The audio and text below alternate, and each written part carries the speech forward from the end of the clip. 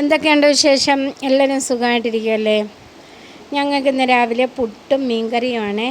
അപ്പം ഞാൻ ചായയുടെ ജോലിയൊക്കെ കഴിഞ്ഞ സമയത്ത് തന്നെ മീൻ വെട്ടി ക്ലീനാക്കി അങ്ങ് മാറ്റി വെച്ച്.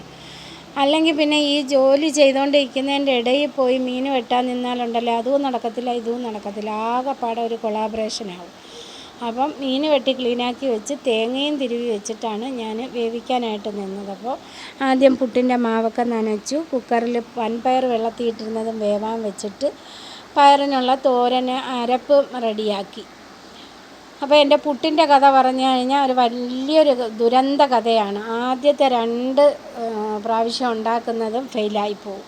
ഫസ്റ്റത്തേതാണെങ്കിൽ തീരെയും ഷേപ്പിന് കിട്ടത്തില്ല, രണ്ടാമത്തേത് പിന്നെയും റെഡിയാവും, മൂന്നാമത്തേത് പോലെ അത് കറക്റ്റിന് കിട്ടത്തുള്ളൂ. എന്തോ ആ അച്ചിൻ്റെ കുഴപ്പമാണ്. അപ്പോൾ പുട്ട് വെന്ത അടുപ്പിൽ പിന്നെ മീൻകറി എണ്ണയിലും മുളകും ഉള്ളിയും എല്ലാം മൂപ്പിച്ചാണ് ഞാൻ കറി വയ്ക്കാൻ നിന്നത്, കുടംപുളിയൊക്കെ ഇട്ട്. അപ്പോൾ മീനൊക്കെ ഇട്ട് അതും അവിടെ സെറ്റാവാനായിട്ട് വെച്ചു. അപ്പോൾ ഇതിനിടയിൽ ചോറ്റിന് വെള്ളം ഇട്ടപ്പോൾ അത് ചൂടായതിൽ അരിയും കഴുകി ഇട്ട് കൊടുത്തു. അപ്പോൾ ഇനി എനിക്കുള്ള ജോലിയെന്ന് പറയുന്നത് പയർ ഒന്ന് താളിച്ച് അരപ്പൊക്കെ ചേർത്ത് ഇറക്കണം.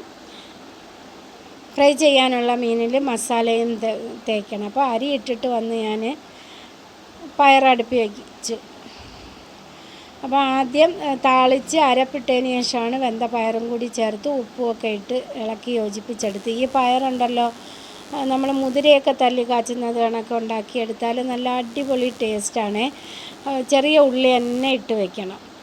അപ്പോൾ ഇന്ന് ഞാൻ തേങ്ങ അരച്ച് ചേർത്താണ് തോരനാക്കി എടുക്കുന്നത്. അപ്പോൾ കഴിഞ്ഞൊരു ദിവസം ഞാൻ ഈ പയർ തല്ലിക്കാച്ചി ഉണ്ടാക്കിയായിരുന്നു, അതുകൊണ്ടാണ് ഇന്ന് ഇങ്ങനെ ചെയ്തത്. ഇനി ഫ്രൈ ചെയ്യാനുള്ള മീനിൽ മസാല പുരട്ടിയെടുക്കണം. അപ്പം ഉള്ളിയും പച്ചമുളകും കറിവേപ്പിലയും ഞാൻ ചതച്ച് വെച്ചിട്ട് കൂടി ചേർത്ത് കൊടുക്കുന്നുണ്ട്. അപ്പോൾ ഈ മീൻ പൊരിക്കുന്നതിൽ ഇങ്ങനെ ചേർത്താലുണ്ടല്ലോ നല്ലൊരു മണവും ടേസ്റ്റും ഒക്കെയാണ്.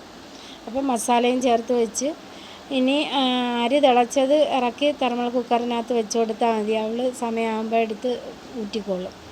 അപ്പോൾ ഞാൻ അതും കഴിഞ്ഞിട്ട് പോയി കുളിച്ച് ഡ്രസ്സ് മാറിക്കൊണ്ട് നിന്നപ്പോൾ നല്ല മീൻ പൊരിക്കുന്നതിൻ്റെ മണം വന്ന് നോക്കിയപ്പോൾ ഉണ്ടല്ലോ, മോള് നിന്ന് മീൻ പൊരിക്കുക. ചോദിച്ചപ്പോൾ പറയാ, ഇനിയിപ്പോൾ ഈ ഒരു ജോലിയും കൂടെ അല്ലേ ഉള്ളൂ, അതങ്ങ് തീർത്ത് അടുക്കളയിലെ ജോലി അങ്ങ് തീർത്ത് മാറാം, എനിക്ക് വേറെ പണിയുണ്ടെന്ന്.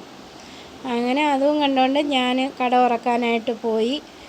അപ്പോൾ എൻ്റെ വീഡിയോ കണ്ട് ഇഷ്ടപ്പെട്ടാൽ ലൈക്ക് ചെയ്യണം, ഷെയർ ചെയ്യണം, സബ്സ്ക്രൈബ് ചെയ്യാതെ കാണുന്നവർ ഒന്ന് സബ്സ്ക്രൈബ് ചെയ്ത് സപ്പോർട്ട് ചെയ്യണേ. അടുത്തൊരു വീഡിയോ ആയിട്ട് വീണ്ടും വരാം. Okay, by.